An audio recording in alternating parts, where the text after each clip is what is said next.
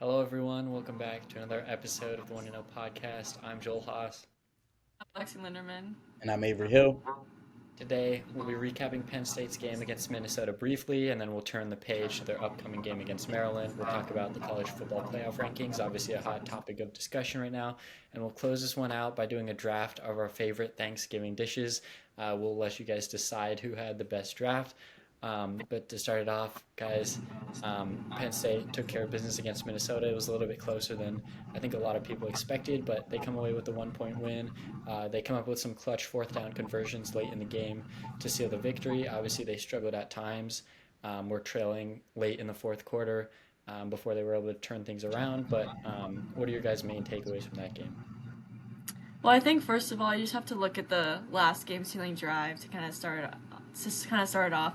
I think that honestly, this just seemed like a different Penn State team this season. I feel like in the past, maybe this is a game that they lose. I mean, it was definitely a trap game. I mean, it's hard going on the road at any point in November. Minnesota's not a bad team. They have a good secondary, a pretty efficient offense. So, I mean, it kind of had that trap game feel, and, for most of the game, it felt like maybe a trap game, but I think James Franklin really showed on that last drive that he's not, here to play. Like, he wants to finally prove all the doubters wrong and make it to the playoff and finally maybe get a big win in that playoff. And I think that, a fake punt is, really, something at least I've never seen from Penn State football, quite literally ever. And to do it on a 4th-and-1 situation in your own territory when you're only up by 1 point. I mean, that takes some guts.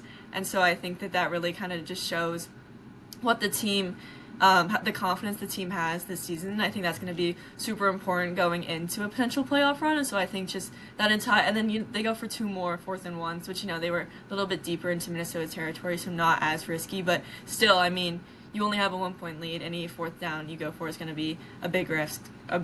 So I think that they just really showcased some guts on that last drive. I think it just kind of shows the culmination of how they've been this entire season.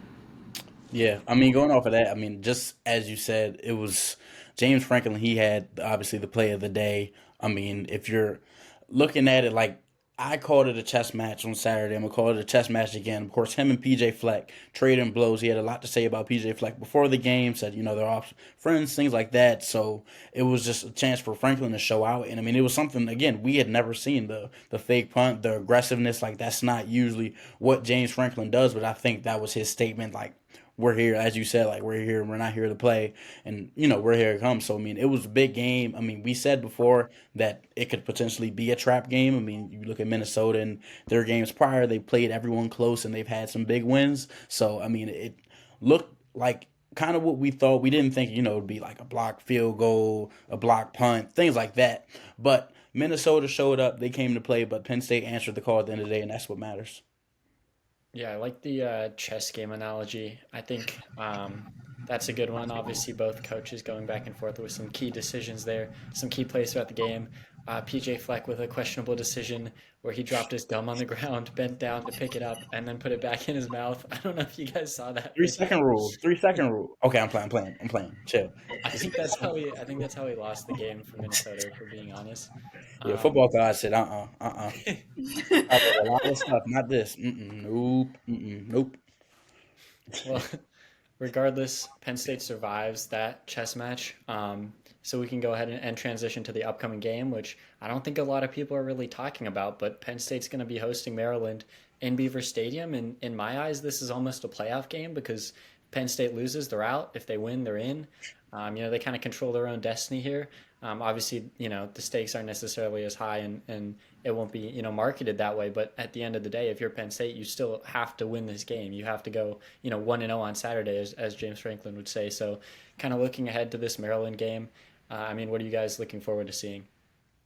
I mean, first of all, you said it's a playoff game. It's not a playoff game, for being honest. I mean, I understand what you're saying, but like Maryland is what they've lost 4 straight.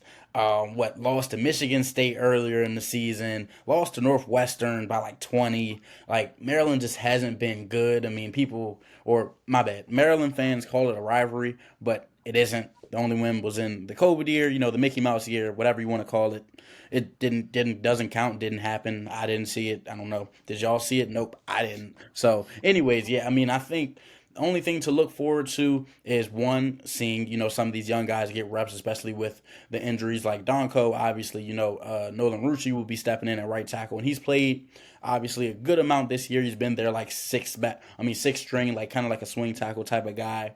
That extra lineman that you need in. But it's his time to show in full game. I know he's had some strides, but he's also had some falls. If you look at his film, it'll kind of show for itself. And then of course, losing Alonzo Ford as well. The defensive tackle depth is deep, but you lost him. You lost Akeem Beeman, a week or two before, because he left the team, obviously. So, you're going to have to replace him. That's not, something you just move on. Oh, yeah, just next man up. Like, it's going to be interesting to see how they try to replace Alonzo Ford. And, yeah, that's, biggest takeaway is just kind of seeing what's going on. Obviously, Penn State doesn't want to take it light. Of course, if they lose, they're in trouble. But at the same time, I don't think there's, too much to worry about from the Penn State side either. Yeah, I'd agree. I don't think Penn State has much to worry about with this one. Avery, you mentioned they've lost 4 straight, and it should be potentially 7. That USC win, Maryland should not have won that game. Mickey Mouse didn't happen. Yeah, so in reality, they've barely won any games this year. Obviously Ty Felton is doing great things for that team. But I think Penn State should be able to handle that. He's kind of their only playmaker, at least in my eyes, to be honest. So, you just have to key in on him, and they should be fine. And like you mentioned, I think it's a good chance, especially with Donko going down, to get Nolan Rucci some reps. He's obviously taking a lot of reps this year, like Avery said, but I don't think he started when Donko was injured against Ohio State, but then Donko ended up playing most of the game anyway. Yeah. So it's this will be his first full game as Penn State starting right tackle. And so I think that'll be good for him, good for Penn State to get him those reps. And then, it could be another game where we see some of the backups come in and kind of the last chance for that to happen, barring a potential playoff run, because, likely in the playoff you're not going to see any backups getting any play. So yeah, it could just be maybe we see Ethan Grungenmeyer. Maybe, I don't know. We talk about it every time there's a game like this. But no, in all seriousness, I think it's just going to be good to get some of those depth pieces, some good reps, going into a potential playoff run where they're going to be playing tough opponents. Yeah, and kind of going back to Maryland itself, if you look at the team, you mentioned Ty Felton. I know Mike Loxley, 4 weeks into the season, called him Theismann. That clearly isn't going to work out. They're 4-7. He has 92 catches at 1,000 yards, 11 yards a catch. It's not Heisman numbers if you ask me, but he is a good player. He's someone to watch out for, and he's someone for Penn State secondary to kind of test themselves out. All right, put me one-on-one with him all game. Let's see where I'm at. Obviously, they played other competition. They had Ohio State, stuff like that, but each week is a chance to kind of prove yourself. So, I think that'll be an interesting matchup to watch. I think that if they had a better quarterback situation, it would make it a little easier. I know Billy Edwards has struggled. I can't remember what game he had 2 or 3 picks in, but obviously their problem is at that quarterback position and the offensive line, of course, as well, because they're just not able to get that size. Everyone's going to Penn State, everyone's going to Michigan, so I think it'll be very interesting to see how the D-line performs and, just anyone kind of blitzing, getting pressure, things like that, because if they are, kind of locked in, things like that, it could be a big day, kind of similar to a Purdue and some of the other games, Kent State, to name a few. Yeah, I've gotten to watch a little bit of Maryland. I remember watching Maryland play UVA for some reason. The DMV Bowl back in the non-conference slate, and Maryland did win that game, but I wasn't overly impressed with what I saw. Billy Edwards, I would describe as kind of careless with the football, and he has the potential to maybe make a big play here and there. But you're not always going to see it. Obviously, you guys touched on Ty Felton, key player for them. They have a few guys. It seems like every recruiting cycle they bring in a couple blue chips, who end up being pretty successful, but they're never able to put together kind of a full team where they're functional on every level and they don't play complementary football. I think has been my biggest takeaway just from watching Maryland. And then, like you guys mentioned, they're on a 4-game losing streak. They've lost 6 of the last 7. Ironically, the win was USC, which is kind of funny to me, after they lose to Michigan State, Northwestern, whoever else. But at this point, Maryland's already taken on a 7th loss, which means they're not eligible for a bowl. So at this point, it's what do they have left to play for? You could say this is a rivalry game for them. Maryland likes to try and make it a rivalry game, but that would be Howard. That's their rival. Howard is their rival. Worry about that game, not Penn State. Let's be honest now. Let's just be real. I mean, yeah, just looking historically, like I don't think Penn State really has a problem with Maryland. They get this game at home. I don't know how great the home field advantage will be the weekend after Thanksgiving with a lot of students still at home. But regardless, it's not like that'll make a big difference. I think Penn State should still be able to win this one comfortably. I mean, we can kind of just transition through that quickly because I think the bigger thing that has kind of taken the attention away from this game is the college football playoff rankings, where a lot of the discussion lies. We've seen a lot of opinions from a lot of people, myself included, getting put out there on social media regarding where Penn State is ranked, and where other teams are ranked. I'll kind of open it up to you guys. What are your kind of thoughts on the college football playoff rankings?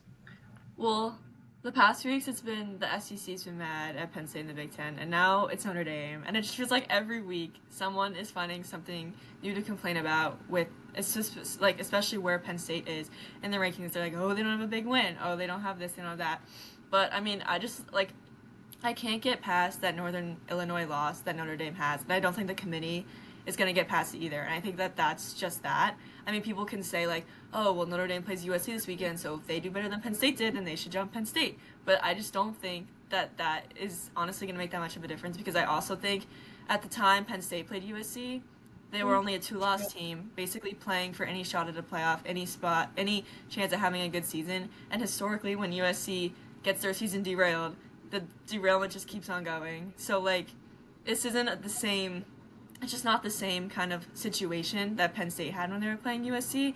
And like USC, they're bowl eligible at this point. They have really nothing bigger to play for except maybe like a better bowl. But so I don't think, like, it's just not the same situation. So I also don't think you can compare Notre Dame's game against USC to Penn State's game against USC. And like Notre Dame people are like just looking at like the Army win, the Navy win, and honestly, like, you know, good wins, like blowout wins for sure, but like they're not ranked anymore, so you can't call them ranked wins. Like it's I don't know, it's just a mess, and I just feel like every week someone is complaining about something, and it just needs to stop. Like the playoff just like needs to be here, so all this just stops. Like Yeah, I mean, I think, well, for me on the other side, I mean, I do think Penn State is ranked fairly, but I do see the argument for Notre Dame. I mean, you say, like, okay, they lost to Northern Illinois, but just like you can say USC was basically a different team at the time Penn State played them, Notre Dame was a different team when they played Northern Illinois. It was the second game of the season.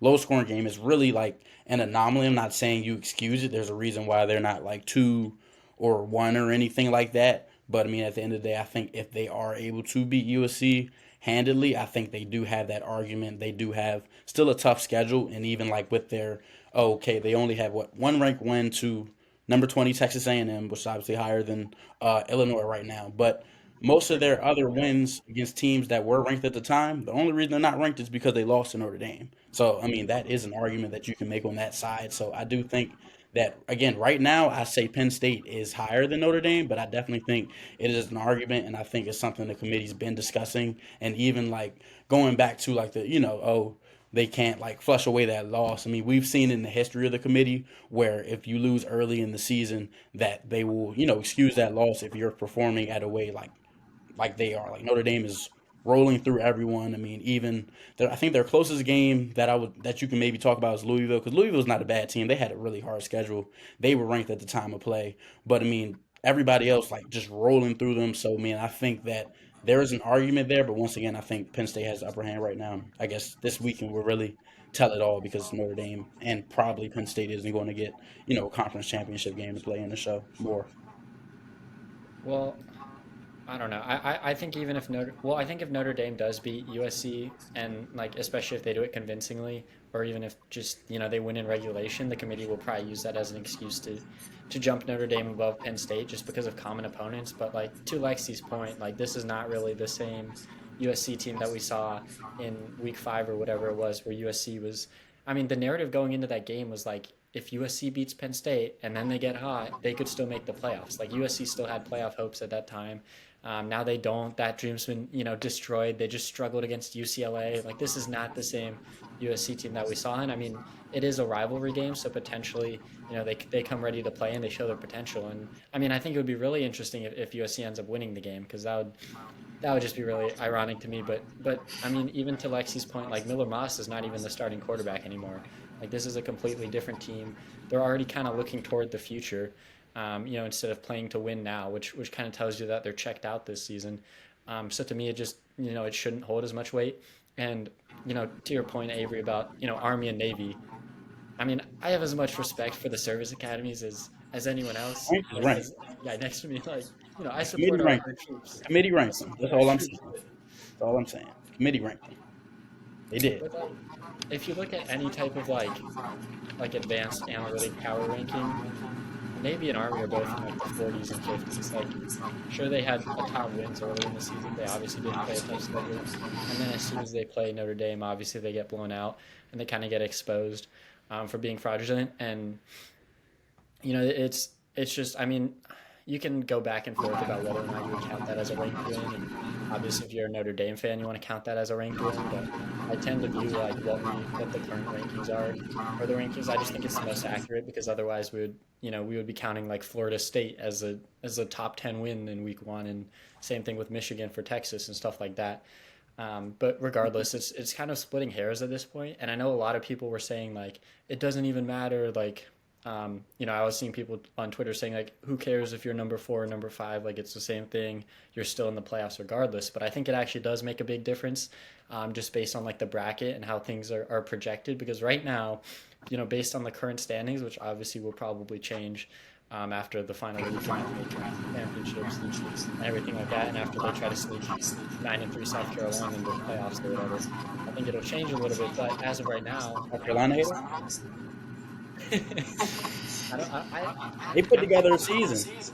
Old Dominion almost beat them, so they should be in. But I get the point. I mean, my opinion is that three losses in the 12-team playoff should be the same as 2 losses in the 4-team playoff, where you're effectively eliminated once you pick up that third loss. That's just my perspective. I think the only kind of excuse I would make for that is maybe if your third loss is in the conference championship game, you probably shouldn't be punished for that if you go 10-2 in the regular season. But 3 regular season losses, it's like you've lost to 3 different teams. Like, regardless of how tough your strength of schedule is, you've proven that there are a lot of teams out there better than you that are probably more deserving of getting that spot, regardless of how talented your roster is on paper. But I don't know. That was just interesting to me. But it's also like teams aren't playing the same team, so it's not like there are 3 losses again. I get your point of like, okay, they're not quality losses, but it's also okay. They got to have quality wins. They had a close loss to Alabama, who the committee still has ranked at 13. They still have the win over A&M. They still had the win over Mizzou, which is still ranked. And then if they beat Clemson, that's a big. That's a 12 and a 13. Well, lost to the 12, close. They beat a 13. What, they're 13 right now? 13th ranked right now. Bama. They have what, the early season loss over LSU, which again, just like you talked about with USC, that was a different LSU team right then and there. Like, you could tell after that Texas A&M game, they they unraveled. Ole Miss, I mean, again, that was a team that everyone's saying is going to win the national championship, which I never agree with. But I'm just saying that's what people were saying. So, I mean, I think when you look at that, they do have an argument, but I think it's hard, especially now with the Big 12 teams in the mix and stuff like that. Like, they have, I think Big 12 is 9 teams that can still make the conference championship. Like, nobody knows what's going to happen, but I do think there are scenarios where I could say, okay, you can let South Carolina in. That's fair. I think we can wrap it up there and transition into our next slightly less serious topic, or maybe more important topic, depending I think on it's how more you do important, it. honestly. More important topic. I don't want to be Um, arguing over that ratio and people and stuff like that. I think we have to figure out the details for this still, but we're gonna draft our top Thanksgiving dishes. What were you gonna say something? What? I thought you were No. gonna say something. No, Okay. no, no. We're gonna draft Let's our get to the top. food now. Let's get to the food. Yeah, these are the real rankings. These are the rankings that actually matter. The real Um, committee. Here, I know what I'm gonna do for this. So Lyle originally was gonna make it, and then told us at the last minute he couldn't make it. So he'll be the judge for this, I guess, and then With a we're all Kawhi gonna go Leonard, through a but yeah. draft. We can do 4 each. So we'll go through the 3 of us, and we'll draft 4 different dishes each for Thanksgiving, and then we'll have Lyle pick the winner. But if you don't trust Lyle and you think he's a biased judge, you can also make your own call on this one, depending on where you stand. But I think this one's going to be interesting. Um, How do we want to do the order?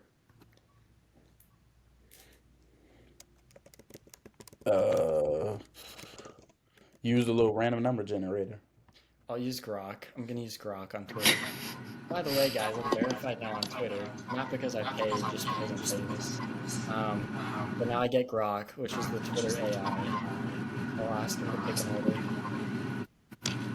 Bang! I'm first. Oh, brother. Joel, Avery, Lexi. We can also do a snake draft though, to make it fair. Let's go. Let's go. I'll kick it off with 1A. I gotta pull up my big board here. Alright, ready? The pick is in.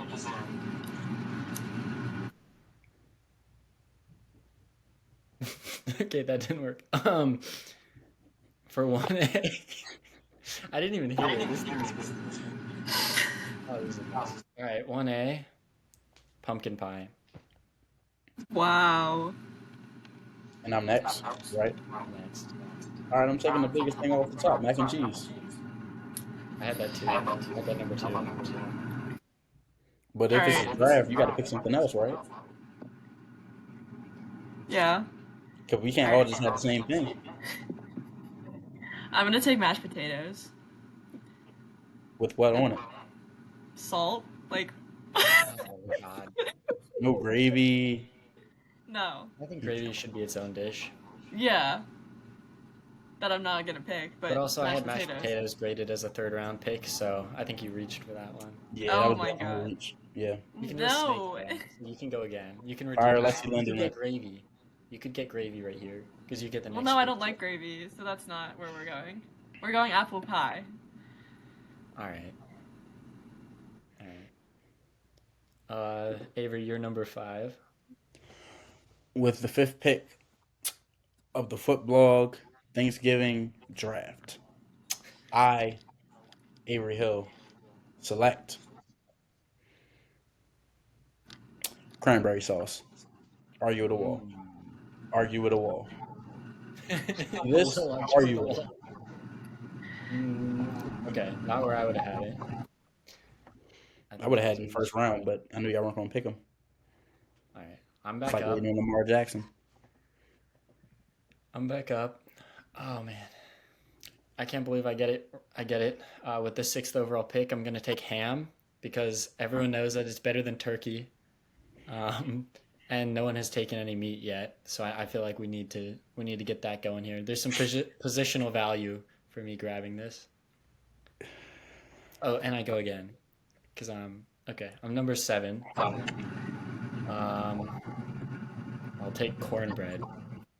That's a Cool good pick. I wouldn't have That's a drafted him. I banger. would have took him undrafted, honestly, or I would have traded a little bit of cash to trade up, maybe late round type of thing. But I mean, it's your pick. I mean, I don't call it the worst pick ever. I don't think it at all. I love All cornbread, right, we'll but let Lyle not decide drafted. because you just took cranberry sauce. What is wrong with cranberry sauce? All right, it's your turn. It's your turn. All right, with the whatever pick in the whatever I just said draft, I take banana pudding. Once again, argue with the wall.